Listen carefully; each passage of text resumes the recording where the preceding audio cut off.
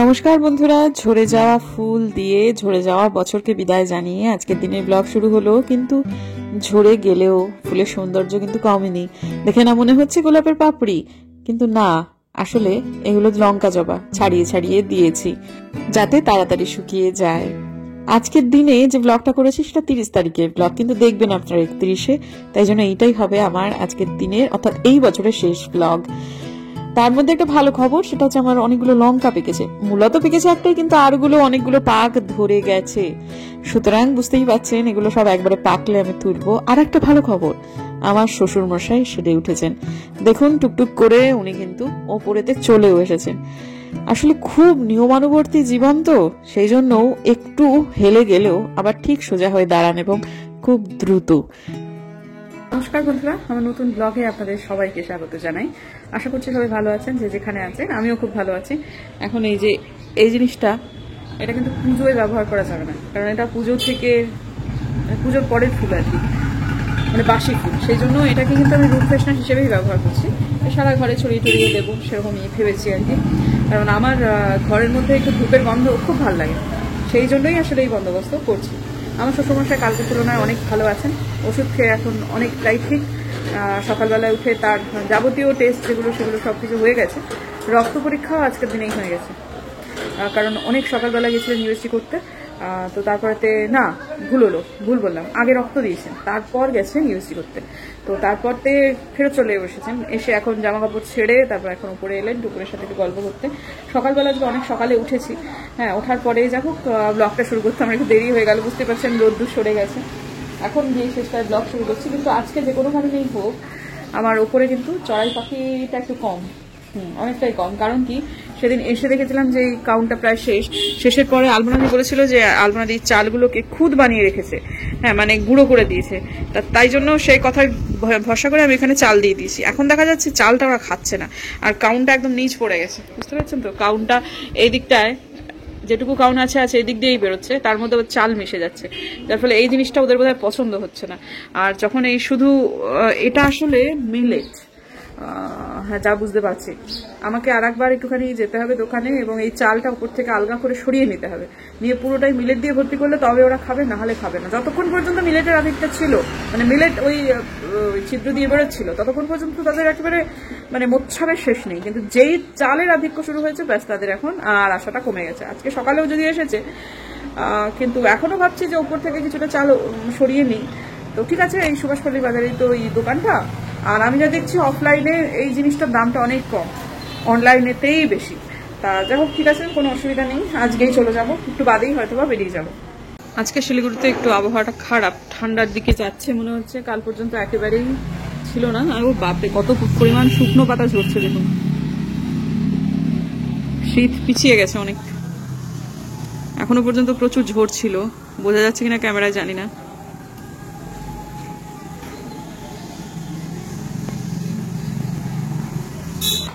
বিষয়টা কাকতালীয় অবশ্যই, এটা আমি দেখেছি। যেদিন আমি ফেসবুকে নিয়ে কিছু একটা পোস্ট করি, এই পরিবেশ নিয়ে, সেদিন তার পরদিন থেকে আবহাওয়া কেমন একটা বদলে যায়।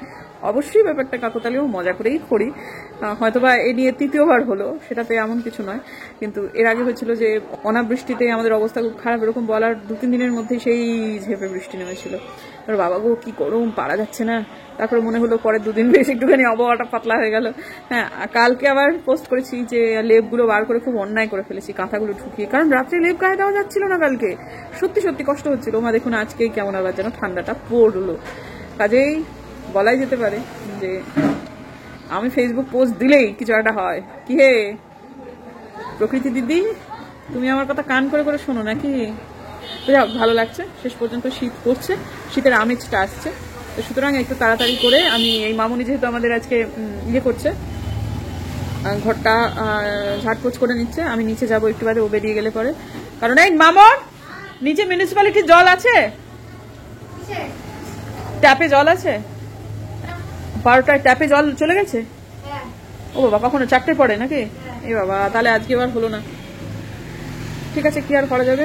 আলপনাদি অবশ্য বলেছে পাম্প চললেই আলপনাদি ওটা করে দেবে, ওই সামনেটা পরিষ্কার যেটাকে বলে, সেটাই আর কি। তো ঠিক আছে, আমি আজকে আর বারান্দা ধোবো না, কারণ বারান্দা ধুলে না গাছগুলোতে জল পড়ে, আর প্রত্যেকদিন শীতের গাছে জল দিলে গাছগুলো ক্ষতি হবে।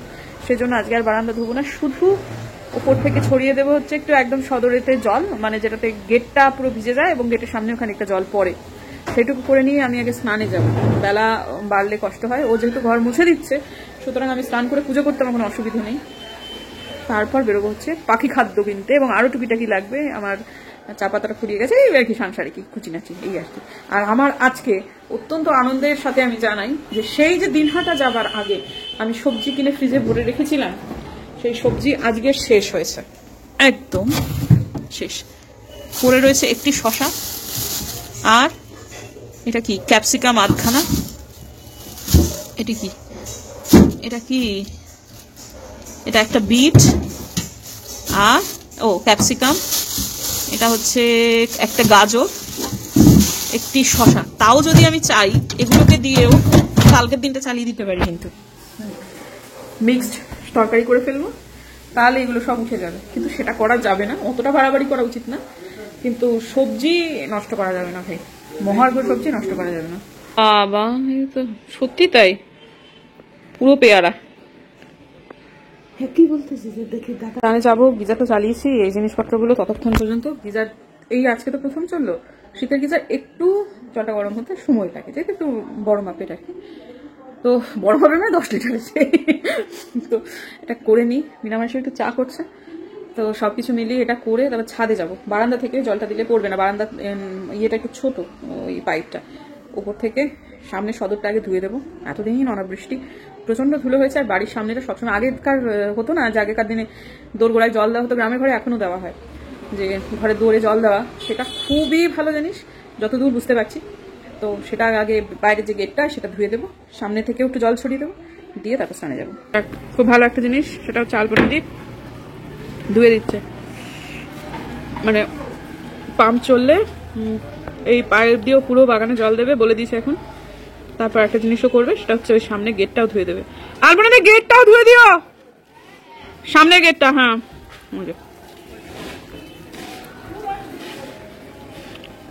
এটাই বেশ সুবিধে হলো। আলপনাদির দায়িত্ব খুব সাংঘাতিক, তো একবার যখন বলে দিস করবে, এবং এরপর থেকে নিয়মিত করবে।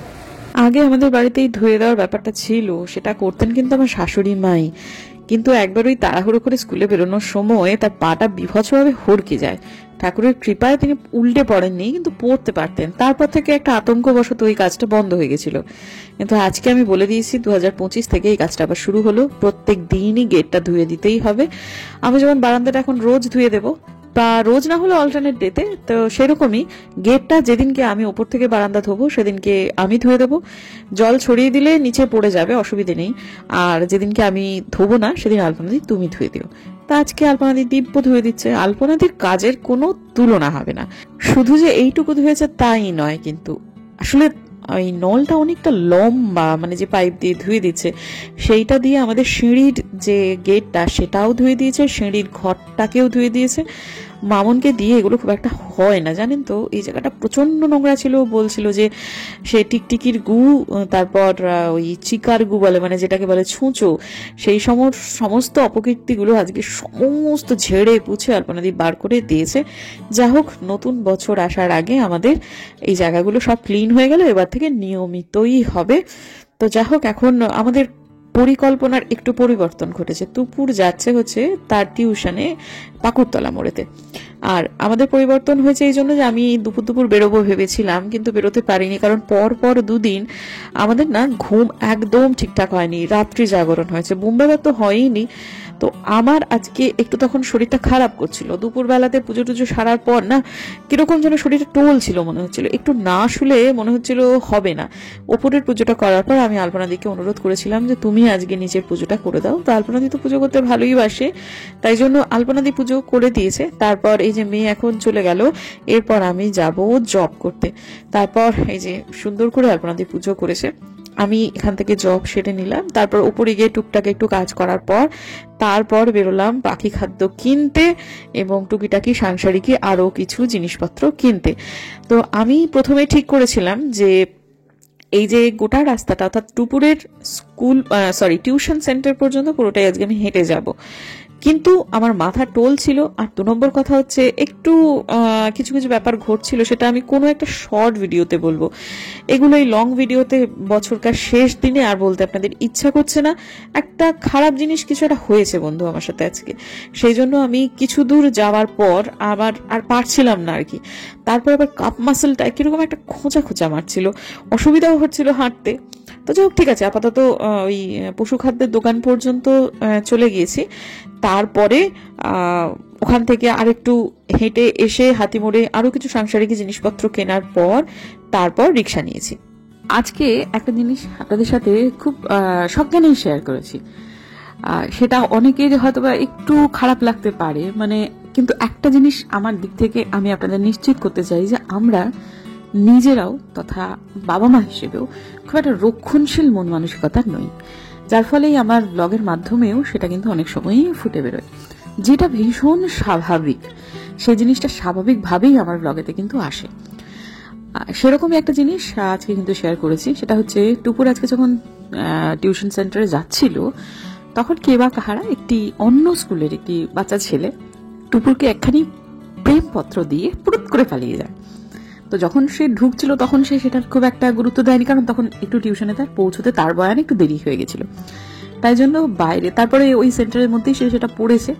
পড়ে সে আমাকে জানিয়েছে, মা এটা আমি কি করবো। আমি তুই কি করবি তুই জানিস। বললাম, ও মা এইসব জিনিস না ঘরে নিয়ে যাবো না। এক প্রথম কথা হচ্ছে ব্যাকরণে প্রচুর ভুল, প্রচুর বানান ভুল, প্লাস ভাষা অশুদ্ধ তো বটেই, ইংরেজিতে লিখেছে।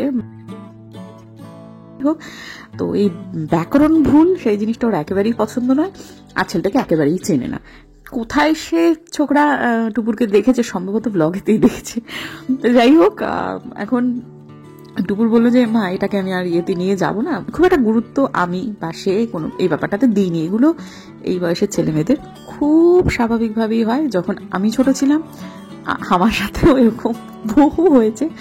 যাই হোক, ঠিক আছে, অন্য কোনো দিন সেই প্রসঙ্গে আলোচনা হবে। তো সেইটা কিন্তু আজকে আমি ব্লগেতে ধরেছি। তো এখন কি হয়েছে, ফেলেছে যেখানে ছিঁড়ে, সেটা হচ্ছে ওই পাকুড়তলার ওখানে একটা শিবের ঠাঁই আছে। সে ওই ঠাঁইয়ের ওখানে না, ওরা আজকে যেহেতু বাবার বার, মানে সোমবার, যেদিন ভিডিওটা হয়েছে সেদিন সোমবার, দেখবেন আপনারা মঙ্গলবার দিন ওখানটাতে প্রচুর ওই বাবার জন্য ফুল টুলগুলো একটু জমা পড়ে গেছিল। ওটা সকালবেলাতেই সাফাই কর্মী এসে তুলে নিয়ে যাবে জন্য, আশপাশে ডাস্টবিন দেখতে পায়নি, তাই জন্য ওইখানেতেই ওটা ফেলেছে। ব্যাপারটা ব্যাস ওইটুকু থেকে শুরু হয়েছে এবং ওইটুকু পর্যন্তই গিয়ে শেষ হয়েছে। ব্যাপারটা আমার মজা লেগেছে এবং টুকুর বড় হলে পরে দেখবে যে এরকম তার সাথেও ঘটেছে। তো যাই হোক, দেখতে দেখতে যাচ্ছি এখন ভুটিয়া মার্কেট। আমার শাশুড়ি মা থাকাকালীন ভুটিয়া মার্কেটে কিন্তু আসা হতো। মূলত তিনি ভুটিয়া মার্কেট থেকে প্রচুর জিনিসপত্র কিনতেন, ভালোবাসতেন। কিন্তু তখনকার ভুটিয়া মার্কেট এখনকার মার্কেটের মধ্যে অনেক পার্থক্য। ভুটিয়ারাই এখন আসে না, নামটা ওই নামকা বাস্তে হয়ে আছে। তো যাই হোক, এই যে সেই মুহূর্ত হচ্ছে এইটা। তো যাই হোক, ঠিক আছে, আপনাদের এই ক্লিপিংটা ধরা থাকুক। আমি শর্টে এটা দেব হচ্ছে একটু অন্য রকম ভাবে, কিন্তু আপাতত এইটা যেটা আমি একটু আগে আপনাদের ঘটনাটি বললাম, যে দিয়ে গেছে তাকে শুভাবরী চেনে না এবং তার বানানের যা অবস্থা সেটা দেখে বানান তথা ভাষার যা মানে বয়ানে ভুল, ইমোশনটা কতদূর ভুল বা এইসব জিনিসপত্র না খুব একটা বেশি টেকে না এই বয়সে সাধারণত আর কি। কাজেই যাকে চিনে না জানে না তার ব্যাপারটা খুব একটা গুরুত্ব দিতে নারাজ। তা আমাকে বলছে যে এটা আমি বাড়িতে নিয়ে যাবো না, কি করবো। বললাম যা, ওখানে গিয়ে ওখানে দেখা যাচ্ছিল অ্যাকচুয়ালি, তো ওখানে গিয়ে ফেলে দে। তো ঠিক আছে, যে দিয়েছে সে যদি আজকে ব্লগে দেখে, সরি বাবু, কিছু মনে করিস না বাবা, এগুলো এই বয়সের জন্য নয়। উচ্চ মাধ্যমিক পরীক্ষার্থী তো শুভাবরী এখন এইসব দিকে মন দেওয়ার সময় নেই বাবা। তুই ভালো থাকিস, বড় হও, অনেক ভালো থাকো জীবনে। শুভাবরীর থেকে আরো অনেক সুন্দর, অনেক ভালো মেয়ে নিশ্চয়ই তোমার জন্য অপেক্ষা করে আছে। আর তুমি একটু ইংরেজিটা নিয়ে একটুখানি সচেতন হও বাবু। হ্যাঁ, তোমার কিন্তু বয়ানে প্রচুর ভুল এবং বানানগুলোও প্রচন্ড ভুল। যাই হোক বাবা, মন খারাপ করিস না। হ্যাপি নিউ ইয়ার তোকে জানাই। আমি যদিও তোকে চিনি না, কিন্তু নিশ্চয়ই তুই আমার সন্তানেরই বয়সে। ভালো থাকিস বাবা আমার, ভালো থাকিস। এই যে এখন শুভাবরী এখানে জিনিসটা বিসর্জন দিল, দিয়ে তারপরে একদম ঘুরেই আর কি, মানে সঙ্গে সঙ্গেই আর কি, আমার খিদে পেয়েছে, কিছু একটা খাওয়াও। আমি কি খাবি বলে আইসক্রিম খাবো। চল, অনেক করে বললাম যে চল না, ভানাক্কাম ধোসা আছে, ভানাক্কাম ধোসা খা। মানে পাশেই একটা ধোসার দোকান আছে, না ধোসা খাবে না আজকে, তার ধোসা খাওয়ার ইচ্ছা নেই। সে কি খাবে, সে আইসক্রিম খাবে। তো ঠিক আছে, তারপরেতে আমি বললাম যে চল, দেখতে দেখতে এলাম ভুটিয়া মার্কেট, চল একটু ভুটিয়া মার্কেটে গিয়ে কেনাকাটা করি। এবং এই যে এই রাস্তাটুকু খুব একটা বেশি নয়, এই যে মানে টুপুরে যেখানে টিউশন সেখান থেকে ভুটিয়া মার্কেট হাঁটা পথ, এই হাঁটা পথের রাস্তার মধ্যেই কিন্তু একটা দুর্ঘটনা ঘটেছিল, অদ্ভুতভাবে আমি সেখান থেকে বেঁচে যাই। কেমন করে বাঁচি সেটা পরে কোনো একটা সময় বলবো, এখন এই মুহূর্তে আর আজকের দিনের ব্লগে বলতে ইচ্ছা করছে না। তো সে আইসক্রিমখানা নির্বাচন করে নিল, করে নিয়ে তারপর খেয়ে দে, তারপর টুকটুক করে হাঁটতে হাঁটতে আমরা যাব হচ্ছে ওই নির্দিষ্ট গন্তব্যে, সেটা হচ্ছে ভুটিয়া মার্কেটে। আজকে মার্কেটে আমার অনেক কিছুই ভেবেছি, মানে এইটুকু রাস্তার মধ্যেই ভাবতে ভাবতে পরিকল্পনা হয়ে গেছে যে কি কি কিনবো। হ্যাঁ, মূলত কিন্তু কার্ডিগান কিনতে যাচ্ছি, কারণ আমার কার্ডিগান, শিলিগুড়িতে ঠান্ডা এখন কমে গেছে বন্ধু, ভীষণ মারাত্মক কনকনে ঠান্ডার জন্য আমাদের যথেষ্ট পোশাক আছে, কারণ আগে মারাত্মক ঠান্ডা পড়তো, তখন কিন্তু বহু মোটা মোটা জিনিসপত্র কেনা রয়েছে, সেগুলো কিন্তু পরা আজকাল খুব চাপ। তো এখন যে জ্যাকেটটা পরেছি সেটা যেমন একটু বাতিল মনে হচ্ছে আমাকে করতে হবে, কারণ জিনিসটা অনেক পুরনো হয়ে গেছে, আপনারা সেটা দেখে বুঝতেও পারছেন, কিন্তু ভেতরটা পুরো গরম, যেহেতু বাইরে থেকে দৃশ্যমানতার দিক থেকে খারাপ লাগলেও এটাকে এখন আমি ক্যারি করছি। এই শীতের পর হয়তো বা এটা আর পরবো না, কিন্তু এই বছর হচ্ছে, কিন্তু ঠান্ডা মানে অল্প ঠান্ডার জন্য জিনিসপত্র আমার কয়েকটা কার্ডিগান আছে, এই জিনিসটা আমার একটু কম আছে, যার ফলে এটাই আমি মূলত কিনতে যাব। কিন্তু ভুটিয়া মার্কেটে গেলে খুব স্টাইলিশ জিনিসপত্র পাওয়া যায়, যদিও ওই জ্যাকেট ট্যাকেটগুলো কিন্তু আমার ব্যক্তিগতভাবে মনে হয় কোনো ব্র্যান্ডেড জিনিস কেনাই ভালো। ভুটিয়া মার্কেট থেকে আমি কোনো জ্যাকেট কিনতে রাজি নই।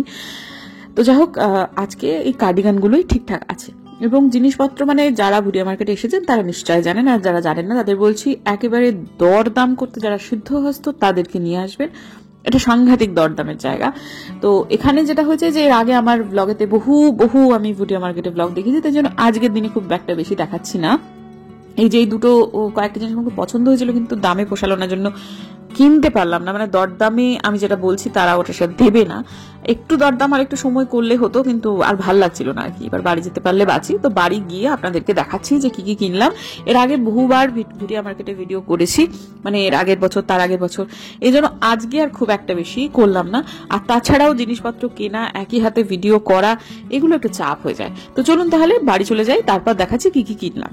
সাংসারিক সমস্ত কাজকর্ম সব মিটিয়ে ফেলেছি, মিটিয়ে ফেলার পর তবে এলাম আপনাদের সাথে দেখা করতে। ব্লগটা হয়তো বা একটু বড় হয়ে যাবে সেই ভয়ে অন্যান্য কাজগুলো আজকে অ্যাভয়েড করলাম। যাই হোক, 4টে সোয়েটার কিনেছি, কেনার ইচ্ছা ছিল সর্বসকলে 7টা, কিন্তু 3টে কিনতে পারিনি, কারণ আজকে আমার মনে হচ্ছিল একটু বেশি হয়ে যাবে আর কি ব্যাপারটা, সেই জন্যই। তো যখন গিয়েছি না, এক ধারসে কিনে নিলেই হতো। তবে কিনেছি হচ্ছে মেইনলি আমার নিজের জন্য 3টে কার্ডিগান, আর টুপুরের জন্য একটা ভালো, টুপুরের সোয়েটারটা খুব ভালো, আর বাদ বাকিগুলো আমার আসলে ঠান্ডাটা কমে গেছে, তো এখন ওই মর্মান্তিক ঠান্ডার জন্য খুব মোটা মোটা যে অনেকগুলো সোয়েটার এখনো মানে ধরা ধরাই রয়েছে। যে জিনিসটা সব থেকে বেশি ব্যবহার হয় সেটা হচ্ছে এই যে এই ধরনের কার্ডিগানগুলো, সেটাই কিনেছি নিজের জন্য 3টে। এগুলো না খুব ভালো লাগে আমার, জানেন তো, খুব স্মার্ট দেখতে লাগে আমার নিজের ব্যক্তিগতভাবে, ঘরে পরবার জন্য বা টুক করে এদিক ওদিক চলে যাওয়ার জন্য এইটাই ঠিক আছে। এখনো পর্যন্ত যা অবস্থা, তাতে করে এইগুলোর ব্যবহারই কিন্তু অন্তত শিলিগুড়ির ঠান্ডায় সব থেকে বেশি হয়। আর টুকুরের জন্য এইটা কিনেছি, এটা খুব ভালো একটা জিনিস, যথেষ্ট মানে এই ধরনের দাম দিয়ে ভুটিয়া মার্কেট থেকে সাধারণত আমি জিনিস কিনি না, কিন্তু এটার দাম নিয়েছে 1800 টাকা। হ্যাঁ, এগুলো কিনবার জন্য আমি ওই মলটলগুলোই প্রেফার করি, কিন্তু এটা খুব পছন্দ হলো, জিনিসটা ভালো ছিল এবং জিন্সের সাথে পরলে খুব ভালো লাগবে, সেই জন্য টুকুরকে আমি দিলাম। তবে আমি বলেছি আমি যদি রোগা হতে পারি তাহলে তুই আমাকে এটা পরতে দিস, তিনি রাজি হয়েছেন।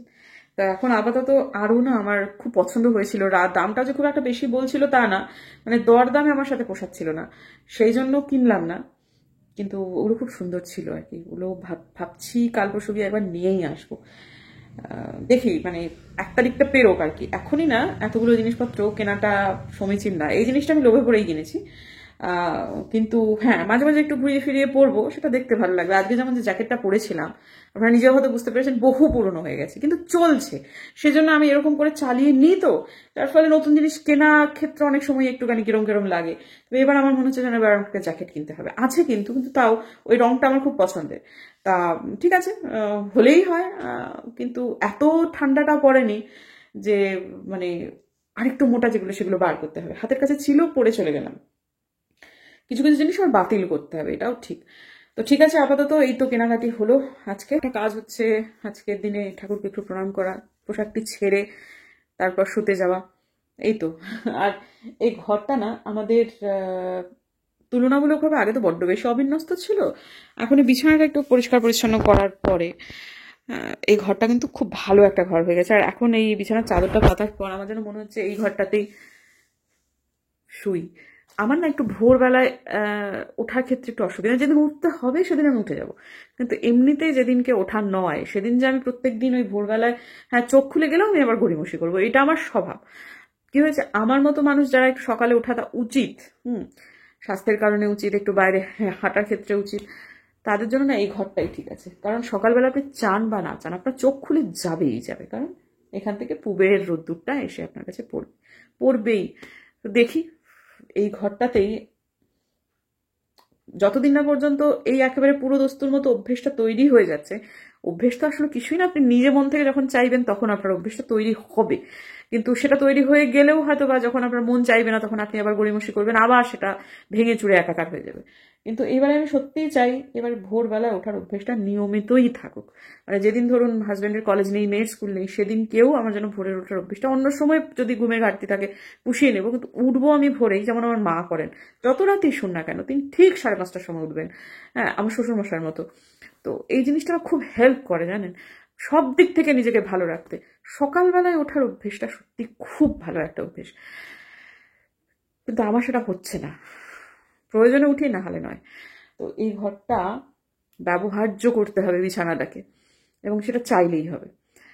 দেখি কবে কি হয়। আপাতত আজকের দিনের জন্য ব্লগটাকে শেষ করি। যদি আমার ভিডিও ভালো লাগে তাহলে প্লিজ সাবস্ক্রাইব করবেন, পাশে নোটিফিকেশন বেলটাকে অন করবেন, যাতে ভিডিও দিলেই নোটিফিকেশন চলে যায় আপনাদের কাছে। দেখা হচ্ছে আগামীকাল। ততক্ষণ